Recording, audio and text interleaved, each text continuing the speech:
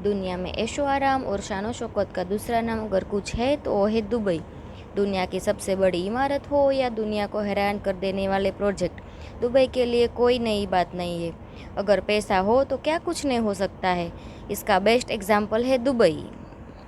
42 से 50 degree temperature रहने वाला ये दुबई सिटी में आप स्नो पार्क भी एंजॉय कर सकते हो। ये सब कुछ है पैसों के बल पर क्या आपको मालूम है, ऊपर से नज़र आने वाला हाई प्रोफाइल दुबई अंदर से एकदम सूखा है। दुबई रेगिस्तान के ऊपर बसा हुआ एक देश है, जिसके कारण यहाँ पीने के पानी का कोई भी नेचुरल सोर्स अवेलेबल नहीं है। अगर दुबई का मैप देखें तो एक भी बहती नदी नहीं है और इसीलिए यूनाइटेड अरब इमीरेट पीने का पानी के लिए क्लाउड सीडिंग नाम की आर्टिफिशियल टेक्नोलॉजी की मदद लेता है। आज इस वीडियो में आपको बताऊंगी कि दुबई इस टेक्नोलॉजी का इस्तेमाल कैसे करता है और इस टेक्नोलॉजी के जरिए पानी का इंतज़ाम कैसे करता है। हाय फ्रेंड्स, मैं हूँ जेपी जादव इन दुबई। अगर आपने अब तक मेरे चैनल को सब्सक्राइब नहीं किया है तो ऐसे ही वीडियो देखने के लिए सब्सक्राइब करें। यूनाइटेड अरब इमिरेट्स में रहने वालों के लिए बारिश किसी सपने के जैसे है, क्योंकि दुबई में बारिश पूरे साल में 5 से 10 बार होती है।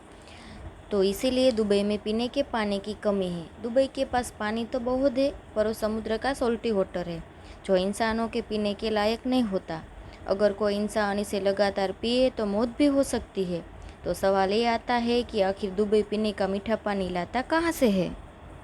तो इसीलिए दुबई में बहुत बड़े डिसएलिनेशन प्लांट्स लगे हैं, जो समुद्र का सॉल्टी वाटर को फिल्टर करता है और पूरे दुबई में घर घर पर नल के जरिए पानी पहुंचाया जाता है और माना जाता है कि ये पानी पीने के लायक होता है। पर ये सब इतना आसान नहीं है। ये दिन रात चलने वाले प्लांट्स लाखों नहीं करोड़ों लीटर पानी फिल्टर करता है, पर साथ साथ बहुत ज़्यादा इलेक्ट्रिसिटी भी लगती है, तो जिसकी वजह से दुबई को बहुत महंगा पड़ता है। तो इस खर्च से बचने के लिए दुबई पीने का पानी क्लाउड सीडिंग के जरिए इकट्ठा करता है। आप में से कई लोग क्लाउड सीडिंग के बारे में जानते होंगे, पर जो नहीं जानते उन्हें मैं बता दूं कि क्लाउड सीडिंग ए टेक्नोलॉजी का इस्तेमाल आर्टिफिशियल रेन मतलब कि कृत्रिम बारिश करने के लिए किया जाता है। तो हम इंसानों के पास अब यह पावर है कि हम इंसान दुनिया के कहीं भी हिस्से में कभी भी बारिश करवा सकते हैं।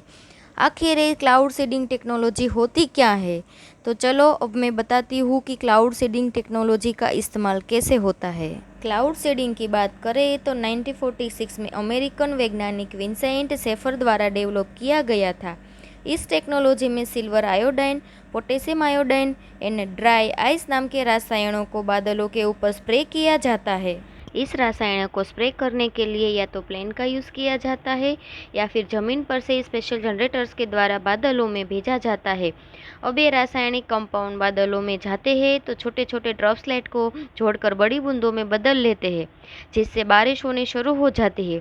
इसीलिए हमें कह सकते हैं कि क्लाउड सीडिंग एक ऐसी टेक्नोलॉजी है जिसका यूज़ बारिश करने के लिए किया जाता है। दुबई गवर्नमेंट ने अल हरम माउंटेन के बीच में हट्टा नाम का डैम बनाया है, जिसके ऊपर दुबई गवर्नमेंट क्लाउड सीडिंग के जरिए बारिश करती है, जो पानी पहाड़ों से स्लाइड करके डैम में जमा होता है। ना सिर्फ पीने का पानी बल्कि ए डैम के जरिए दुबई इलेक्ट्रिसिटी भी जमा करता है। तो इस तरह से दुबई अपने यहाँ पीने के मीठे पानी का इंतज़ाम करता है, जो कि वाकई में काबिले तारीफ़ है। दुबई एक ऐसी कंट्री है जिसमें हमेशा हाई टेम्परेचर रहता है और ये टेम्परेचर 50 डिग्री तक चला जाता है। तो इस गर्मी से थोड़ी राहत पाने के लिए भी दुबई गवर्नमेंट क्लाउड सीडिंग के जरिए कृत्रिम बारिश करती है।